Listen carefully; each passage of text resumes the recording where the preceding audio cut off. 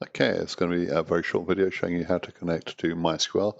You've got lots of options. In this video, I'm going to show you how to connect using PowerShell. So I type in PowerShell at the Windows prompt. Okay, and here's my PowerShell window. It's a bit big. Let's make it smaller. Okay, so PowerShell commands include SSH. So SSH gives me a telnet-like command prompt interface. So SSH, I can after SSH, I can type in my username, 4000036, that's your metric number, and the name of the server. And the name of the server is the name of the module, that's set08120.napier.ac.uk. So I press enter and it connects. It's asking for my password. This is my Napier password. I'm going to type it and you won't see the characters being echoed, not even any asterisks or anything like that. It's a bit disconcerting, but it is working. So here's my password.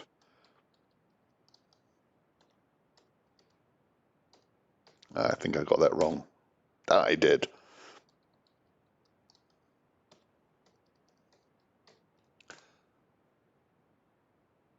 Have I got caps lock on?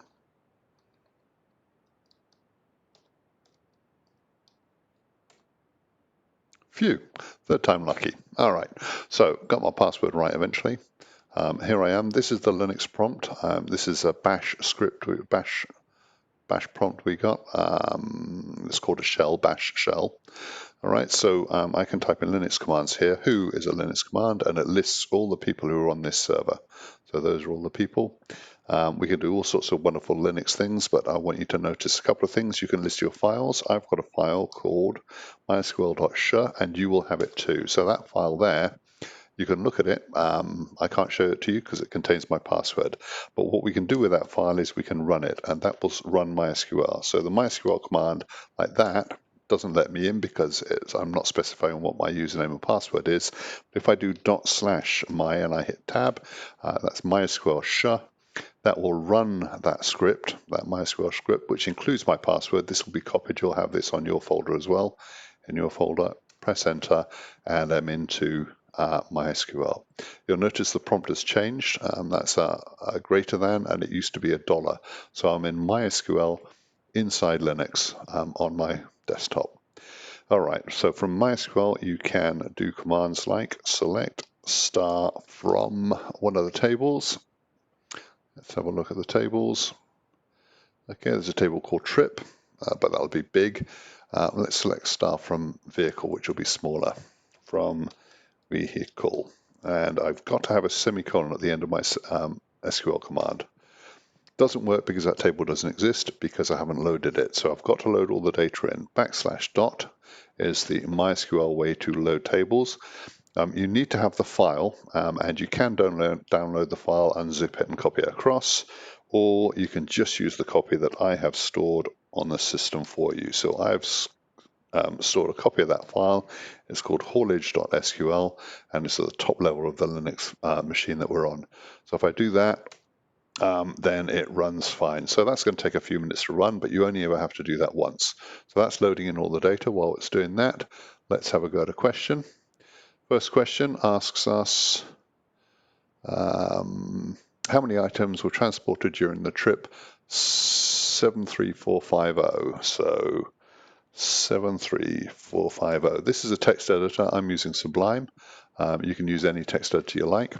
I want to select star from trip where it doesn't actually matter about case, but I think it's neater to put that. Where, let's have a look at the tables, where trip ID, okay, where trip ID underscore ID equals that. So that's an SQL statement, and I hope you're all familiar with that kind of thing. Let's format it nicely. Okay. Right, so for MySQL, we want a semicolon at the end of the line. So I can type that command directly into here. I can type in select star and so forth, but I don't want to do that. I want to copy and paste. So I'll show you how to copy and paste. I copy everything. So Control-C to copy. And then in this window, I right-click to paste. And can you see there? It's given me all of the details. So it's given me the details of that trip. Hasn't told me how many items are in that are in the manifest.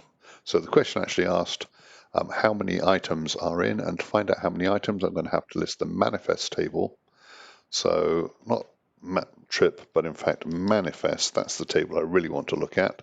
Let's try that again. Let's also make a comment the fact that we are attempting question 1. Okay, so I'll copy that and I'll right click and paste, and you can see the answer is 6, and I've got 6 rows in this output. So it's not exactly, I haven't given the game away. You've got to figure out some way to get the number 6 from the fact that there are 6 rows in the data that you returned. Okay, I'll do another video on some things that can go wrong and some alternatives in just a moment.